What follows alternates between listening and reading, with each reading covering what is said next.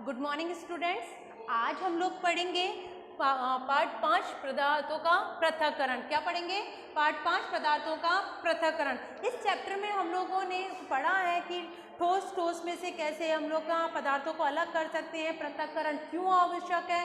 हम लोगों ने ये भी पढ़ा है कि अगर अशुद्धियों को दूर करना है ठोस में से तो किस प्रकार अलग करेंगे। उसमें से हम लोगों ने ये पढ़ा है कि आप लोग किस में से करोगे, ठोस में से किससे करोगे, आप लोग चालन विधि द्वारा, निष्पावन विधि द्वारा, थ्रेसिंग द्वारा, है ना, आप लोग फिल्टर द्वारा, इस तरह से हम कर सकते हैं। निस्यंदन, निष्पावन और अवसादन, ये सारी विधियां हम लोगों ने पढ़ी हैं। आज हम लोग क्या पढ़ेंगे? वाष्पन। किसके बारे में? वाष्पन। किसके बारे में? वाष्पन के बारे में। वाष्पन इंग्लिश में इसे कहते हैं इवेपोरेशन।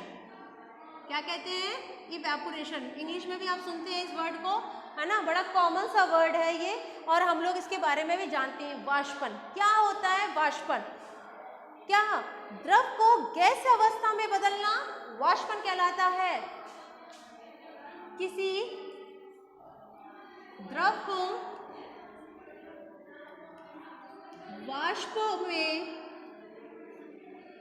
बदलना, किसी द्रव को वाष्प में बदलना वाष्पन कहलाता है।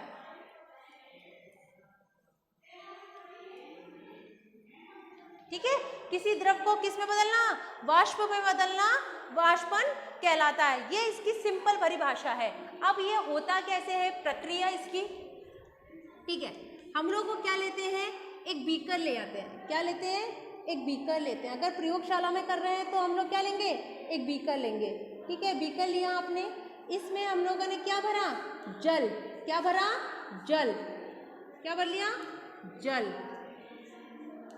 जल भर लिया। ठीक है, अब इसमें हम लोग क्या मिलाएं? हम लोग इसमें चीनी मिला देते हैं। चलो, क्या मिलाएंगे? चीनी। चीनी डाल दो भाई। और इसको क्या करा है? अब हम लोगों ने गर्म किया है। क्या करा है? गर्म किया है।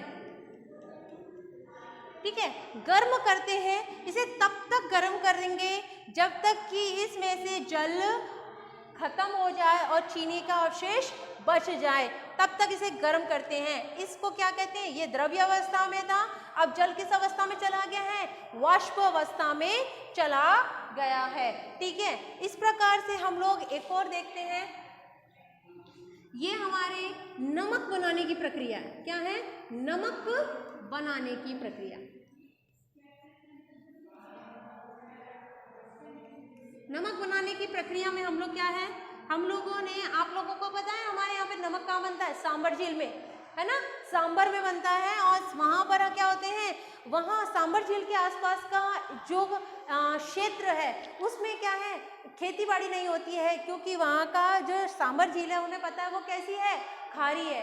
कैसी है? खारी है। तो वो खारा पानी होने की वजह से उसका उपयोग किस में किया जाता है? नमक बनाने में। तो आसपास का जो क्षेत्र है वहाँ पर खेती होती नहीं है, तो उसका उपयोग किस में किया जाता है? नमक बनाने में। तो वो लोग कैसे करते हैं? ये माना वो एरिया है, वो क्षेत्र है जहाँ पर हमें नमक बनाना है। ठीक है, इसमें क्या है, चारों तरफ हम लोग इस तरह से बाउंड्रीज बनाते हैं और उसमें अंदर भी हम लोग कुछ इस तरह से बाउंड्रीज बनाते हैं। ठीक है, मिट्टी की बनाई जाती है ये। ठीक है, ये सारी मिट्टी की। इन छोटे छोटे खांचों को क्या कहते हैं? लैगून कहते हैं। क्या कहते हैं? लैगून कहते हैं। क्या कहते हैं? लैगून कहते हैं। इनको वाष्पन के लिए जिन क्यारियों में पानी को इकट्ठा किया जाता है उन क्यारियों को क्या कहते हैं? लैगून कहते हैं। लैगून कहते हैं। ये होती है इसकी स्पेलिंग।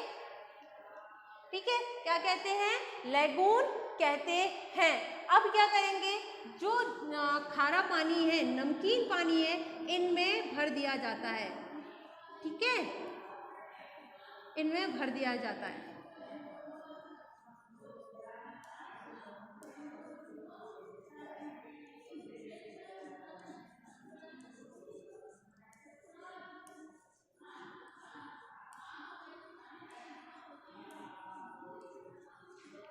इनमें भर दिया जाता है। इनमें भरने के बाद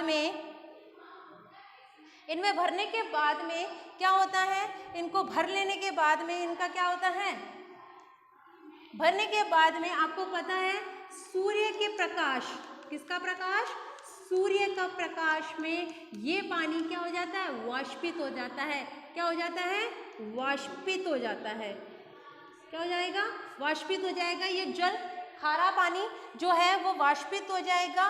पर ऐसा नहीं है कि एक बार भर दिया तो नमक बन के तैयार हो गया, इसको बार बार भरा जाता है क्योंकि सूर्य की रोशनी सीधे पड़ती है, तो सीधे पड़ने की वजह से ये पानी जल्दी जल्दी वाष्पित होता चला जाता है और क्यारियों में धीरे धीरे धीरे धीरे धीरे धीरे धीरे यह क्या है, नमक इकट्ठा होने लग जाता है और जो जल होता है वो वाष्पित हो जाता है और जो नमक हो जाता है वो यहीं रह जाता है। ऐसे परत के रूप में ये हमें प्राप्त होता है। इस तरह से हम लोग क्या है, नमक को प्राप्त कर सकते हैं। यहाँ इस चैप्टर में हम लोग इतना ही पढ़ेंगे, आगे हम लोग इसके बारे में और भी कुछ पढ़ेंगे।